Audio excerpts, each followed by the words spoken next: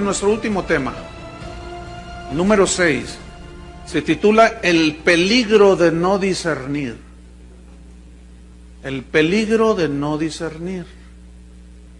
Se parece, pero van a ver que hay diferencia. Filipenses 1:9 y 10. El peligro de no saber discernir o de no discernir simplemente. Filipenses 1:9. Dice Pablo, y esto pido en oración, fíjate la oración de Pablo, que vuestro amor abunde más, abunde aún más y más en ciencia y en todo conocimiento. Versículo 10, para que aprobéis lo mejor, a fin de que seáis sinceros e irreprensibles para el día de Cristo. El peligro ¿de qué? De no discernir.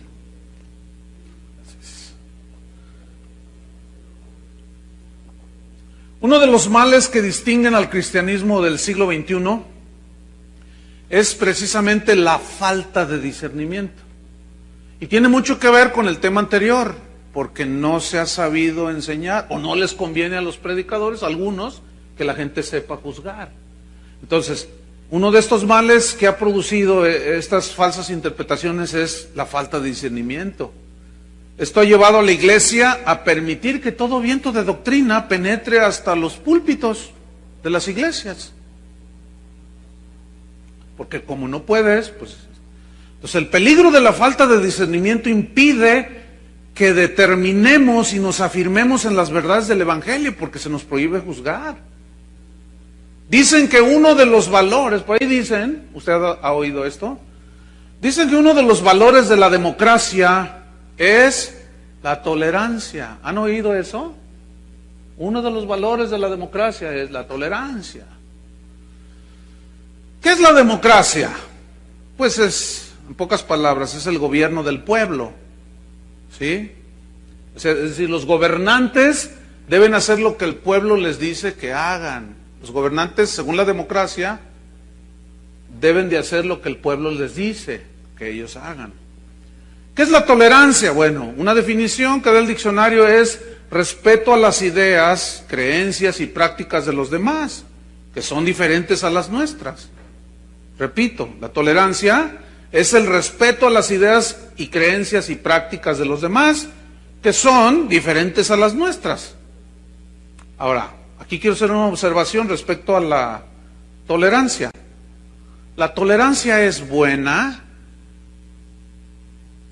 en el sentido de que cuando favorece y fomenta la paz social en los habitantes de un país. Pero está limitada la tolerancia. Por ejemplo, es buena la tolerancia entre nosotros que no nos lleve a agredirnos físicamente. Yo sé que hay homosexuales en esta ciudad, y un montón, y también metidos en la iglesia. Pero yo no puedo golpear a un homosexual, ni debo golpear, mucho menos quitarle la vida, o sea. Sin embargo, esos son los homicidios que rechazan, homofóbicos les llaman, a este tipo de personas. Entonces, la tolerancia es buena, o sea, yo puedo ver un afeminado y de hecho, pues, donde quiera te los encuentras, ¿no? Vas a un supermercado, alguna tienda o algo y uno con la ceja delineada y ¿qué más quiere? Entonces, bueno, tú sabes que no puedes hacer, ¿qué haces? No, bueno, pues nada más quiero una Coca-Cola. Y luego les quiero una Coca-Cola. ¿Ah? Entonces, bueno, la tolerancia ayuda para fomentar la paz social en los habitantes de un país. Pero en lo que tiene que ver con el Evangelio, hermanos, en lo que tiene que ver con el Evangelio de la salvación, con la gracia, la santidad, las doctrinas esenciales del Evangelio, la tolerancia no existe. Debemos de ser intolerantes. ¿Por qué? Porque el Evangelio es intolerante. Por ejemplo, yo puedo aún en el cristianismo, voy a usar una palabra que no me gusta usar, no me gusta mucho por cómo se ha manejado y la connotación que ahora tiene, pero yo como cristiano puedo negociar ciertas prácticas en la iglesia. Por ejemplo, cuando me invitan a algún lugar, yo siempre les pregunto, bueno, ¿y qué tipo de evento es? Pues tal. Ok, ¿y cómo debe de ir uno vestido? Me han contestado de todo. Ahora, ¿por qué pregunto? Porque me ha tocado, un día llegué así con corbata, como estoy ahora, llegué a un lugar y me recibe ahí el obispo, no sé qué sería, o el abispón, no sé, el abejorro, quién sabe qué debe haber sido. Y me dice, hermano, la corbata es del hombre mundano. Y yo, híjole, pues ya me vi mal. Me juzgaron según las apariencias. Entonces me quité la corbata. Entonces, posteriormente fui eso fue allá en el sureste. Posteriormente fui a una región muy parecida. Entonces llegué con guayabera. O sea, allá todo tipo peje, ¿no? Allá todo El peje era un candidato a la República Mexicana que, para los que oyen internet, ¿no? Que usaba guayabera, o sea, de ese tipo chazarilla, ¿no? Que le llaman. Entonces yo llegué con mi guayabera, hermano, qué irreverencia, por favor tráiganle una corbata al hermano. ¿Se imaginan? Corbata con guayabera. Entonces, bueno, como para mí esas cosas no son esenciales, yo pregunto. Entonces, un día, ¿y las mujeres cómo van? Pues con velo. Pues órale, mi amor, ponte tu velito. O sea, pero que el velo, que... Yo no discuto de esas cosas. No son esenciales. ¿Me explico? Entonces yo las puedo negociar. Bueno, mi amor, ponte velito. ¿Verdad? Entonces yo, la corbata no, es del mundo, órale, sácate por allá.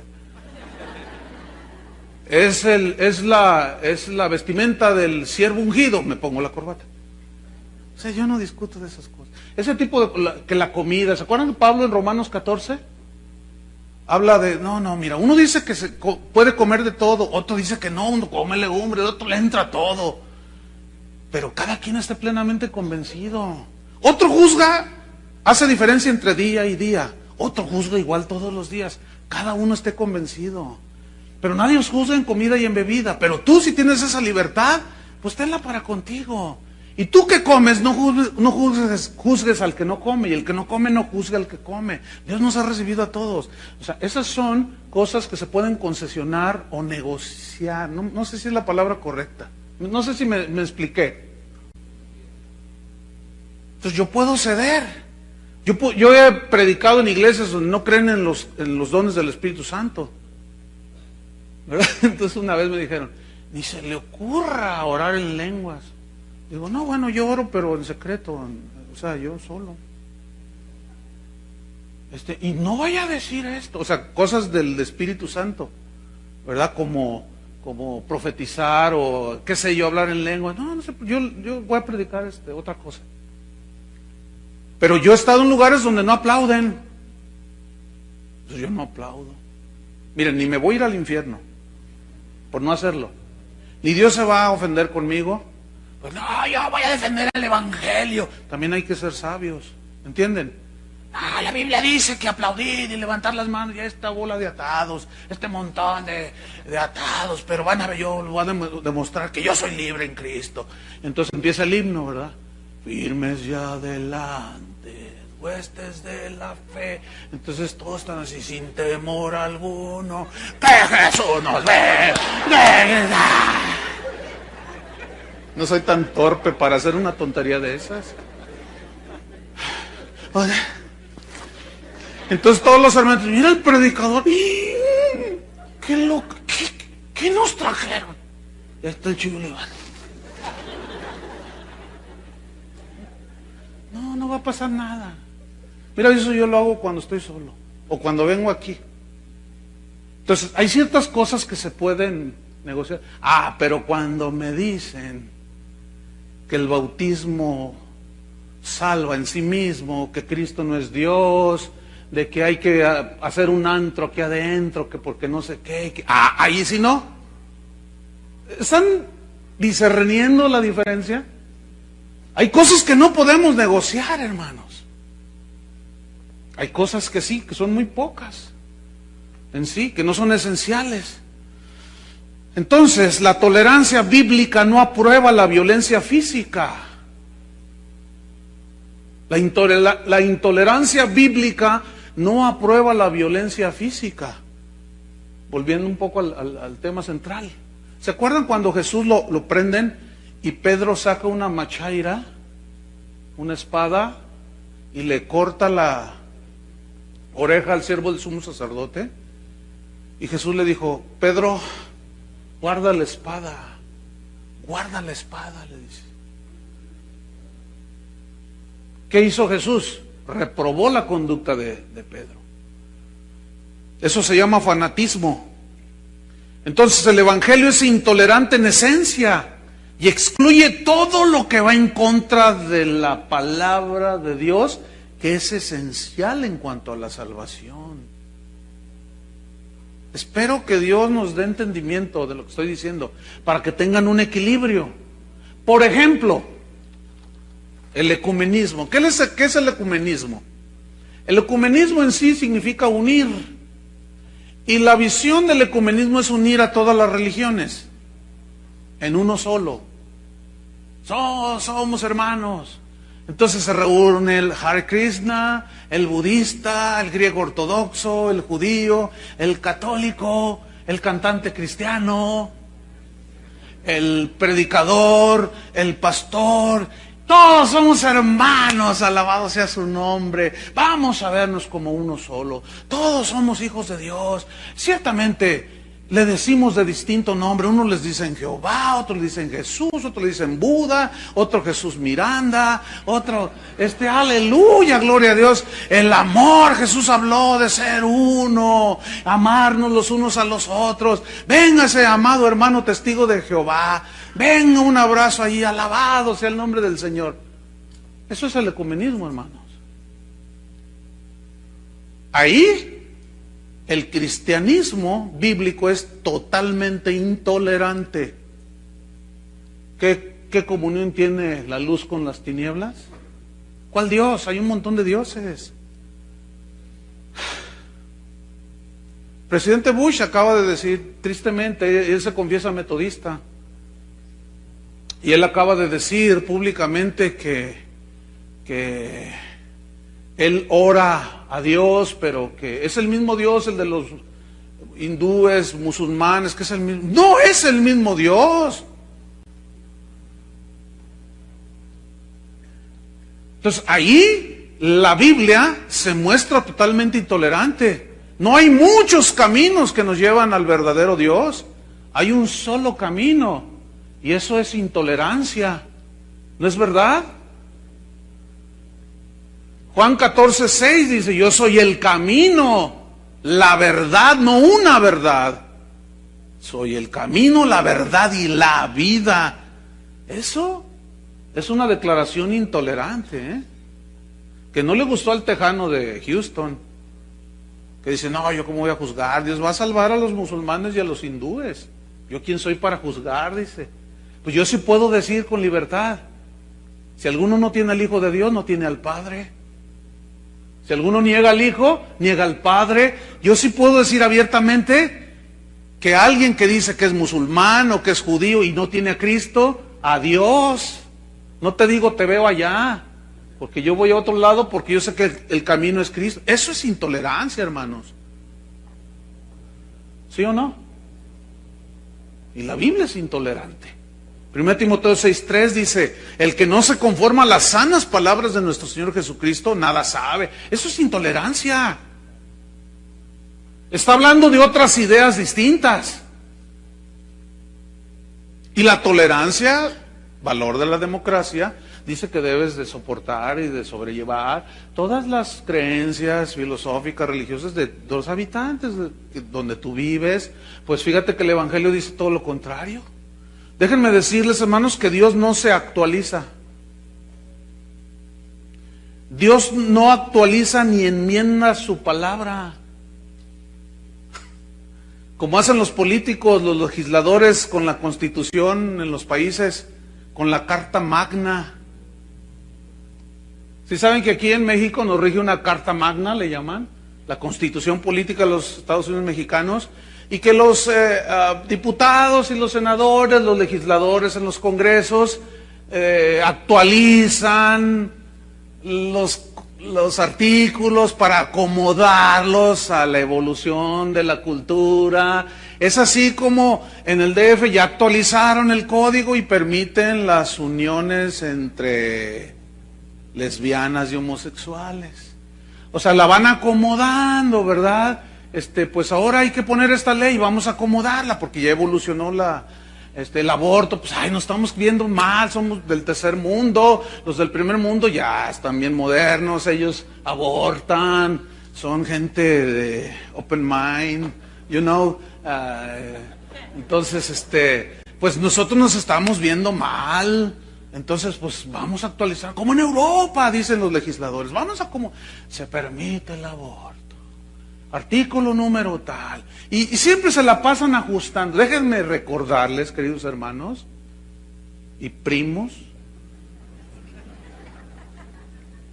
que la Biblia, la palabra de Dios, no se actualiza. No se enmienda.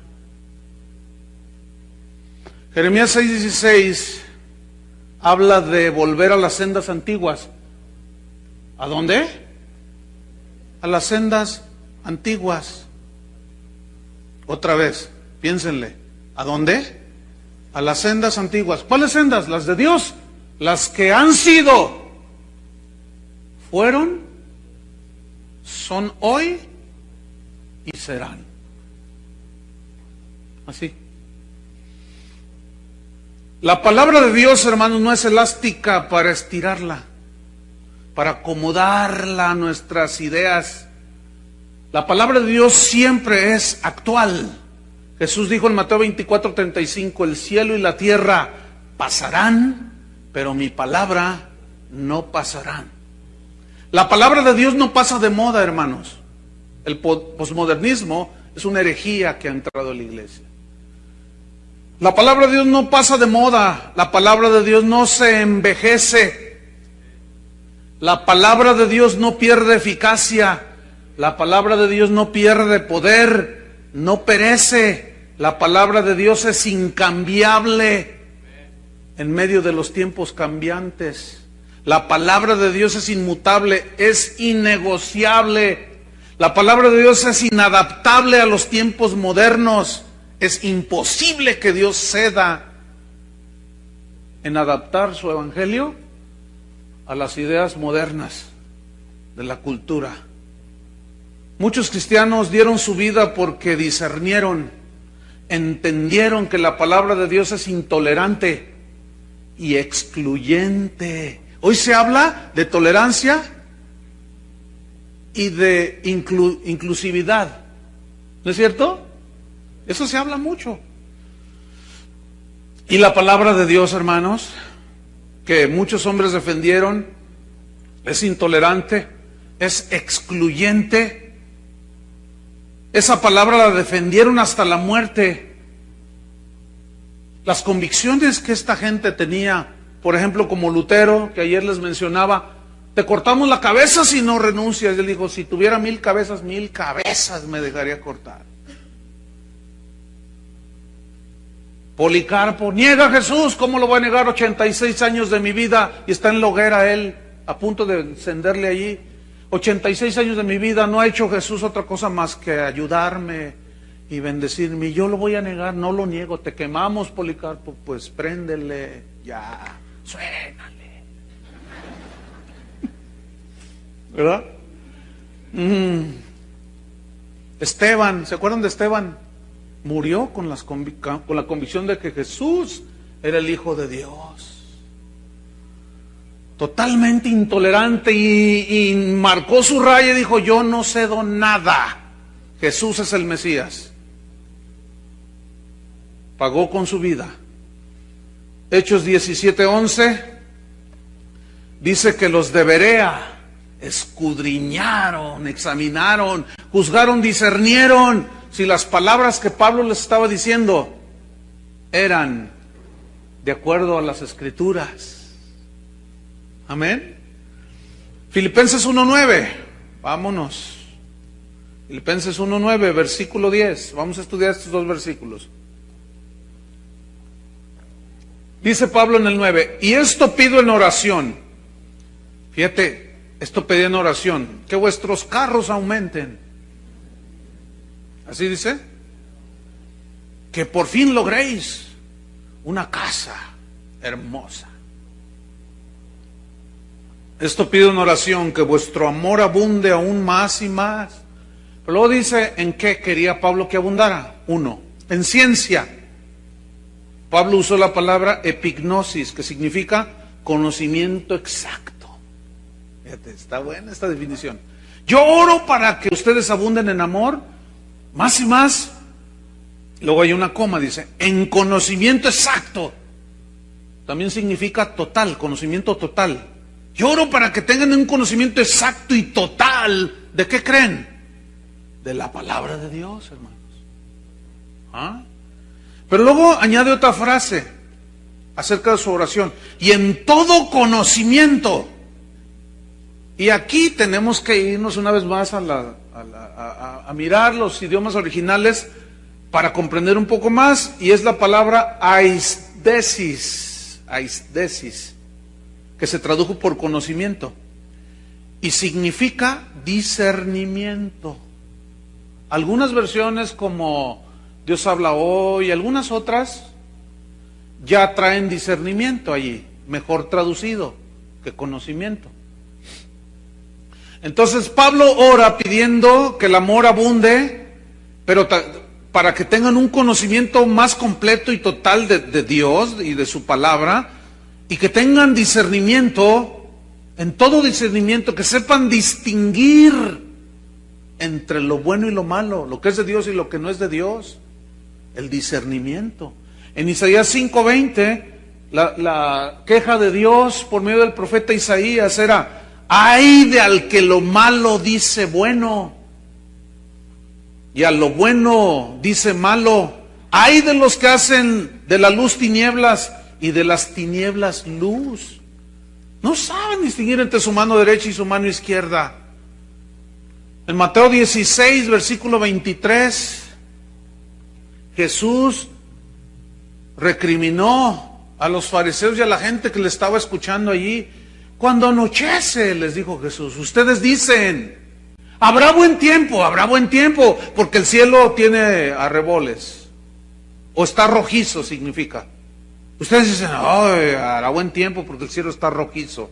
Y por la mañana dicen, habrá tempestad, porque está nublado. Hipócritas, que saben distinguir el aspecto del cielo, mas las señales de los tiempos no podéis discernir.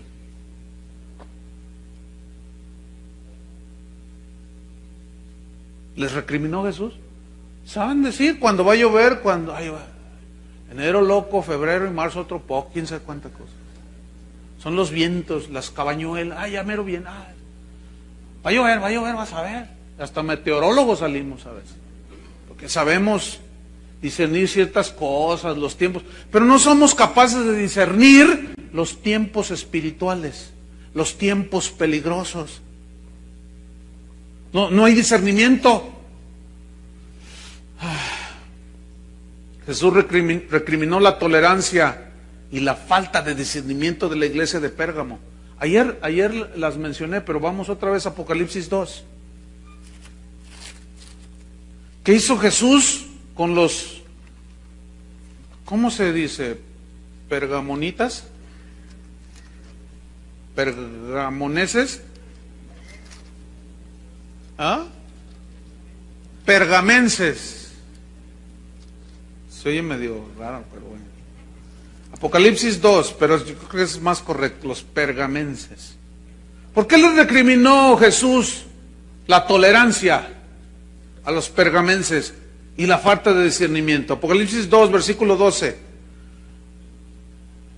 Y escribe al ángel de la iglesia en Pérgamo. Ya sabemos que el ángel se refiere al pastor. Y la recriminación va al pastor. El que tiene la espada aguda de 2 filos dice esto. ¿Cuál espada? La palabra de Dios, aguda, que divide, parte en 2, pinta su raya entre lo bueno y lo malo, lo que es de Dios, lo que es de la carne, lo que es del espíritu. El que tiene la espada aguda de 2 filos dice esto: yo conozco tus obras, conozco todo lo que haces y donde moras, donde está el trono de Satanás. No era fácil para los, ¿qué? Pergaminos. Donde está el trono de Satanás, pero retienes mi nombre. O sea, esto era algo a favor de ellos. En medio del trono de Satanás, ellos aún retenían el nombre de Jesús. Fíjate. Y esto era bueno y loable ante los ojos del Señor. Y no has negado mi fe. O sea, a pesar de las presiones de todo tipo, se mantenían en la fe. Es decir, se mantenían confiando en Dios. Creyendo, no, Señor, ayúdanos, está la tentación bien fuerte, ayúdanos, está el embate de las tinieblas fuerte, ayúdanos, Señor. Y no has negado mi fe, ni aun en los días en que Antipas, mi testigo fiel, fue muerto entre vosotros donde mora Satanás. Los registros, aparte de la Biblia, hablan de un discípulo, de un cristiano llamado Antipas, que fue muerto por los enemigos de Jesús. Lo sacrificaron, hubo una persecución y lo mataron. Pero eso no provocó que los pergaminos, vamos a quedarnos en los pergaminos, que los de Pérgamo negaran su fe. O sea, se mantenían, decían, no, el Señor nos ayude, el Señor nos ayude, ayúdanos, Señor, en estas horas oscuras, ayúdanos en el nombre de Jesús. Se mantenían, la persecución a todo lo que daba, y se mantenían, y todo eso es bueno. Sin embargo, en el versículo 14, les quitó la democracia. Versículo 14 dice, pero tengo unas pocas cosas contra ti. Imagínate que el Señor te dice, ven, siervo mío. Entonces tú llegas y te postras y lo ves ahí. Estoy teniendo una visión del Señor y estoy viendo su rostro. Y estoy, Señor, te amo, yo también te amo, hijo. Mira, me gusta que hagas esto. Me gusta que lo que estás haciendo, que te estás preocupando de las viudas, me gusta, de los pobres, sí, qué bueno, siempre habrá pobres entre ustedes. Y ahí estás tú, ay, tú sabes, el pobre siervo aquí, padre. Y de pronto te dice, con ojos de fuego, pero tengo algo contra ti. Y tú volteas hacia atrás, ¿no? No, contra ti. Eso fue lo que le está diciendo al pastor. Pero tengo algunas pocas cosas contra ti. ¿Qué tenía en contra Jesús del pastor? Que tienes ahí a los que retienen la doctrina de Balaam. O sea, los toleró. Permitió que falsas doctrinas entraran a la iglesia de Pérgamo. No hizo nada. No, pues yo se lo dejo al Señor para que Él juzgue, porque no se vale juzgar. ¿Qué sé yo? Que enseñaba a Balac a poner tropiezo ante los hijos de Israel, a comer cosas sacrificadas a los ídolos y a cometer fornicación. Y también tienes a los que retienen la doctrina de los nicolaitas, la que yo aborrezco. Doctrina que consistía simplemente en permitir los excesos sexuales, inmorales. Bueno, tú sabes, ¿no? Los tiempos han cambiado y bueno, ahora, mira, aquí tengo aquí un recorte que me dio alguien ayer. Dice, así dice el recorte, porque va a haber, tal vez alguno va a decir que estoy aludiendo a nadie. Nada más es un recorte, no estoy diciendo que todos son así o que todos estén de acuerdo, pero escuchen. Abren bautistas sus puertas a grupos de lesbianas y gays. León, Guanajuato. La iglesia bautista será la primera en abrir sus puertas a los homosexuales, lesbianas y bisexuales. El debate teológico que hoy ampliarán en el Pleno de la Asamblea General Nacional, pastores bautistas estudian la creación de una rama pastoral que les dé cabida. No, pues alabado sea su nombre, ¿no? Dice aquel Juan Antonio. Y ya dice más cosas allí que tú dices, y hay una foto donde están todos los ministros del Señor, ¿verdad? Ahora, yo no estoy diciendo que todos los bautistas. Esta es una nota que salió en el Diario del León, que alguien por aquí que viene de allá me entregó. Y me dice, mira Chuy, y le digo, ay, mira, nos estamos modernizando. Alabada sea la posmodernidad, ¿verdad? No, tolerancia, hermanos, tolerancia, gloria a Dios.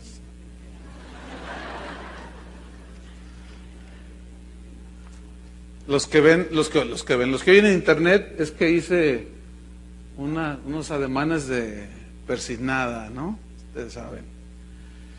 Entonces, el Señor dice, yo aborrezco todo eso. ¿Por qué lo toleraste? ¿Cómo es posible que permitas? ¿Cómo te dejaste engañar para tolerar eso?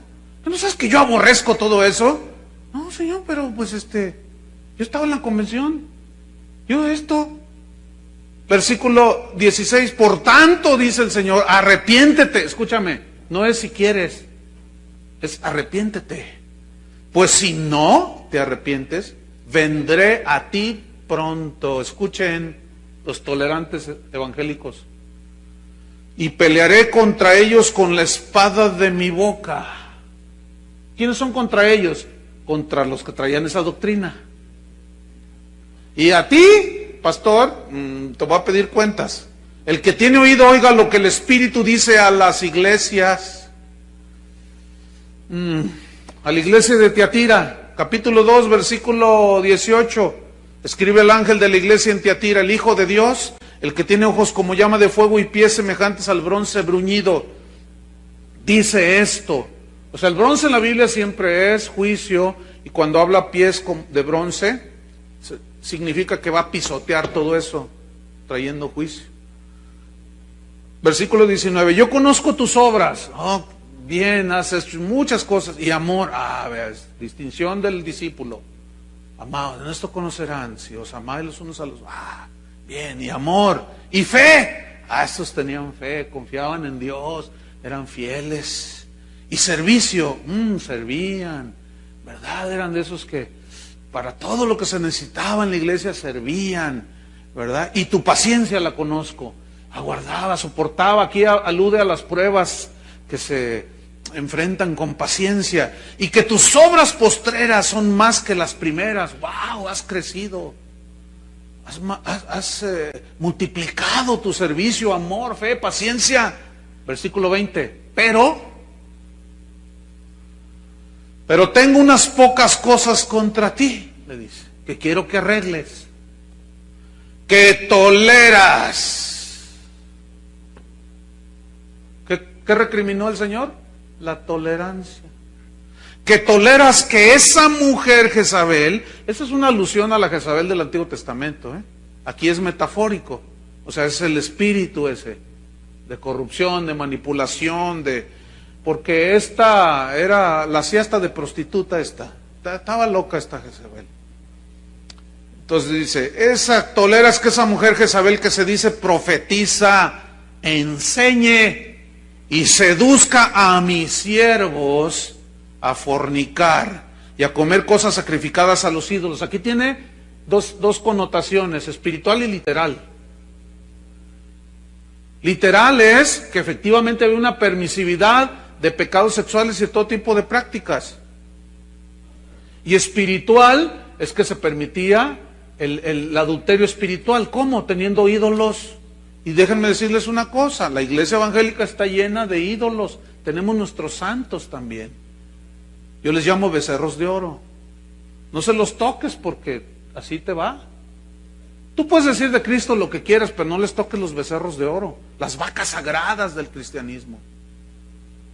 Porque si tú denuncias un error doctrinal, un abuso, dicen, cállate que no ves los frutos, ves los frutos. Estadios llenos, ¿cuánta gente lo sigue? A ver, ¿tú cuántos has ganado en un concierto para Cristo? ¿Cuántos has ganado tú? Mejor cállate la boca, te dicen. Pero ella, ¿cuántos ha acercado los pies de Cristo? Eso está por verse, de que sean verdaderos convertidos. Y según las encuestas últimas, pues nos señalan que no.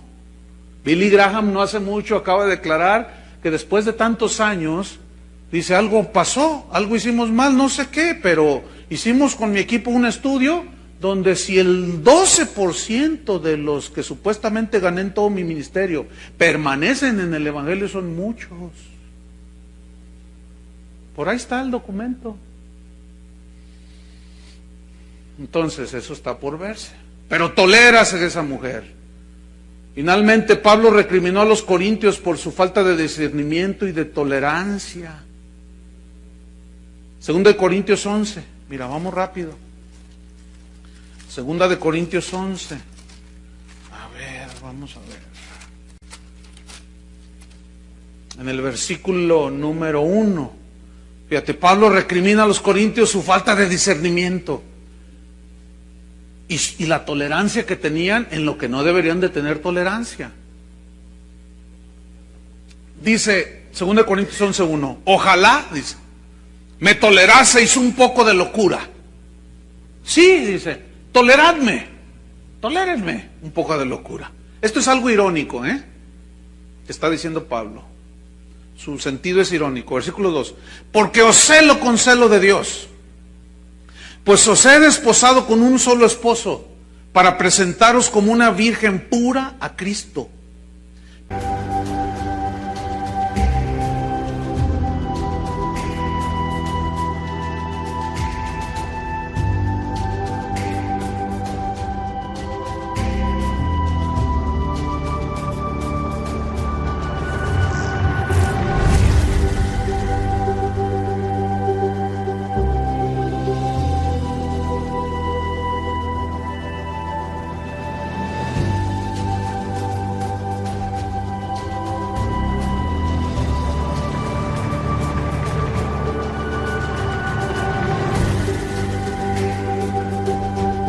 Pero me temo que como la serpiente con su astucia engañó a Eva, vuestros sentidos sean de alguna manera extraviados de la sincera fidelidad a Cristo. 4. Porque si viene alguno predicando a otro Jesús, ¿qué habrá otro Jesús? Bueno, sí, Jesús Miranda, Jesús Olivares, Jesús García, Jesús María y José. Fíjate, dice, tolérenme esta locura que yo voy a decir. Bueno, fíjense, yo a ustedes, corintios, los celo, con celo de Dios. Porque yo he trabajado para presentarlos a ustedes como una virgen pura a Cristo. Pero, como la serpiente engañó a Eva, me temo que ustedes han sido engañados. ¿Por quiénes habían sido engañados? Por falsos apóstoles, falsos ministros, mentirosos, engañadores, fraudulentos, sacadólares y anexas. Porque si viene alguno predicando a otro Jesús que el que os hemos predicado, o si recibís otro espíritu con el que habéis recibido, u otro evangelio que el que habéis aceptado, bien lo toleráis. Fíjate nomás. No, hombre, esos corintios, fíjate, y decían que tenían discernimiento de espíritus. Ahora si no los hubieran tenido, imagínate. Dice, corintios, como a los Gálatas, estoy maravillado de que tan pronto se hayan apartado del que los llamó. ¿Quién nos fascinó? Luego en el capítulo 3, oh Gálatas insensatos. Y hay palabra, se traduce un poco más fuerte, de insensatos. Ustedes saben cuál palabra es, ¿no? Oh Gálatas estúpidos, dice algunas versiones.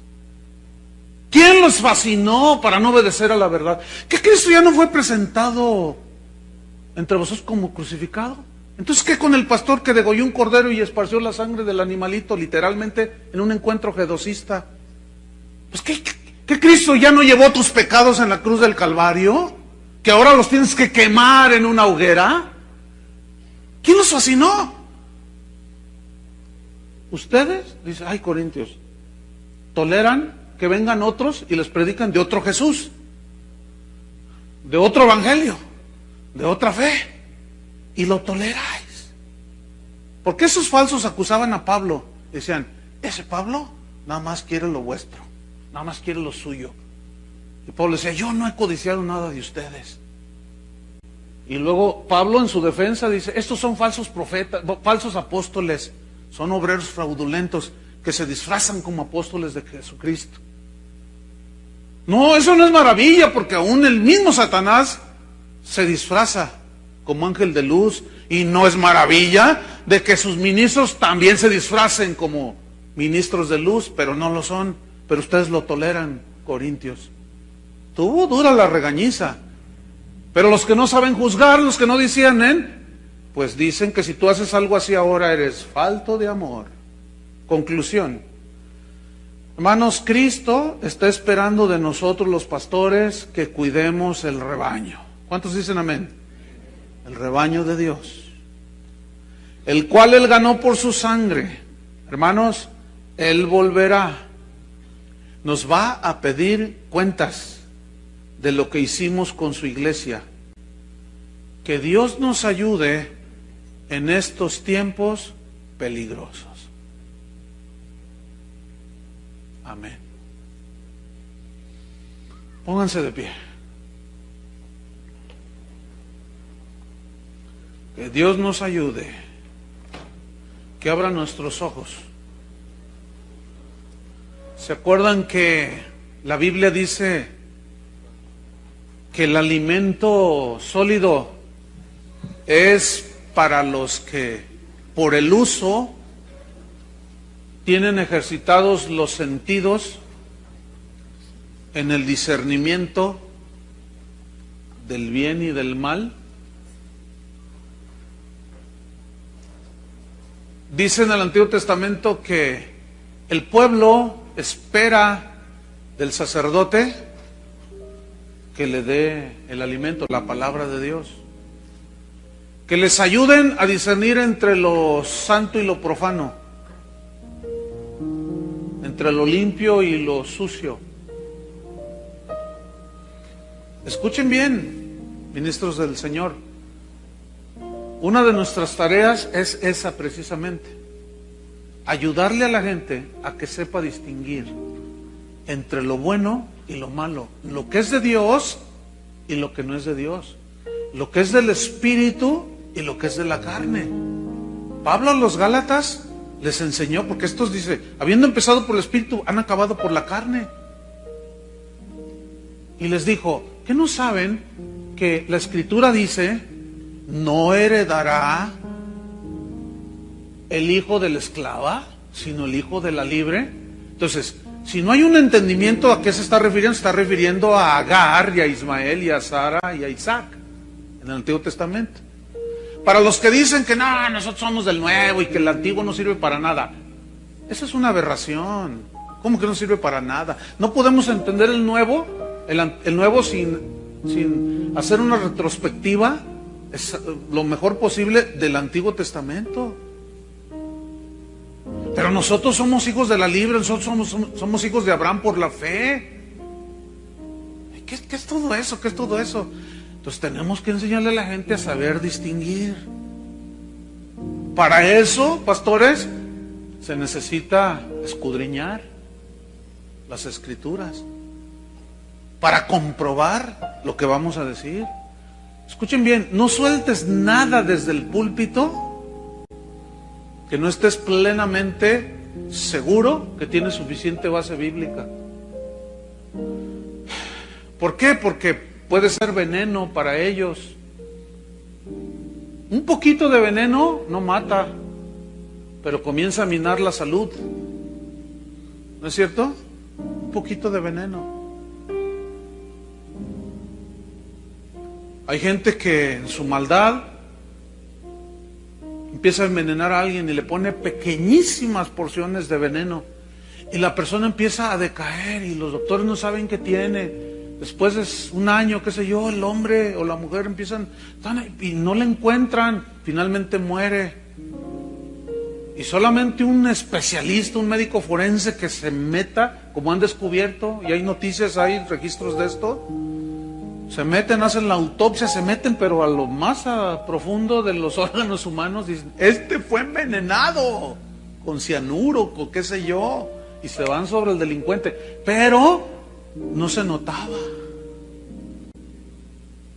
Y hay ovejas, hay congregaciones que están siendo envenenadas poco a poco, poco a poco.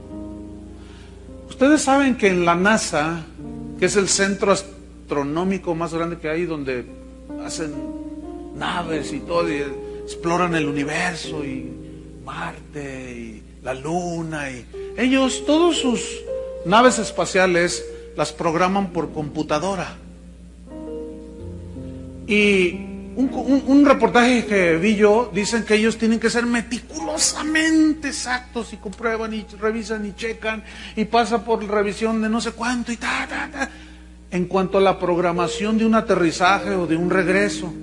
Porque si con un leve, no sé cuál es la medida que usaron, no recuerdo, con un grado medio, qué sé yo, en su cálculo de aterrizaje o de alunizaje, que se equivoquen en el cálculo una milésima, un milímetro, qué sé yo. Eso cuando mandan la nave o viene de regreso, no se nota cuando sale. Y ahí va, está aquí la luna y va el cohete. No, pues ahí va, y ahí va, ahí va. Pero a medida que va llegando y la distancia se va haciendo enorme, y de pronto, cuando ya está a punto del alunizaje o qué sé yo, de pronto los científicos se dan cuenta y dicen, ¿qué pasó? ¿Qué pasó? Y empiezan, no puede ser, dice. Te equivocaste, no se equivocaron. Yo revisé por un milímetro en el cálculo, que a la larga la nave no aterriza en la luna y pasa, se pierde, se va, ya no tiene regreso.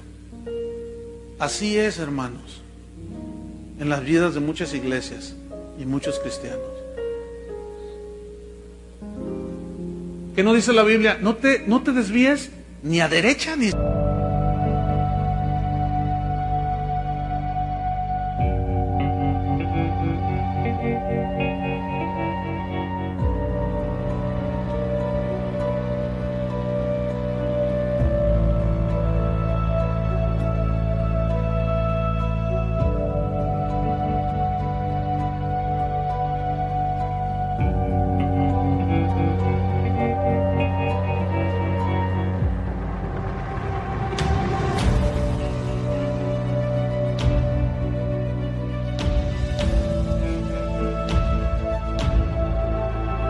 izquierda.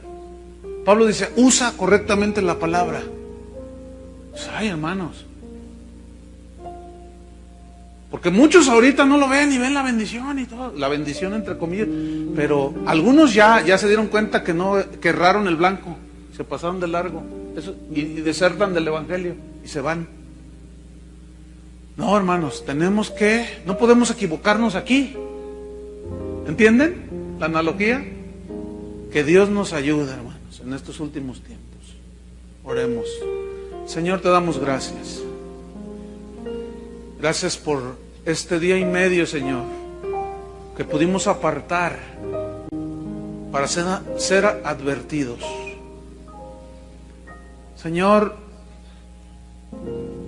ayúdanos a discernir los tiempos, las señales que tú dijiste, Señor. Sobre todo los pastores, a los que ministramos en la casa del Señor, que es la columna, el lugar donde es la columna y baluarte de la verdad. Si la iglesia, hermanos, no es la proclamadora de las verdades absolutas de Dios, entonces, ¿quién las va a proclamar? La Biblia dice que la iglesia es la columna y el baluarte de la verdad. Tenemos que guardar pues ese celo. Son tiempos peligrosos, hermano. No podemos equivocarnos. Fíjense, aún, yo prefiero equivocarme en a lo mejor hacer un juicio que me puedo equivocar respecto a alguien. Prefiero equivocarme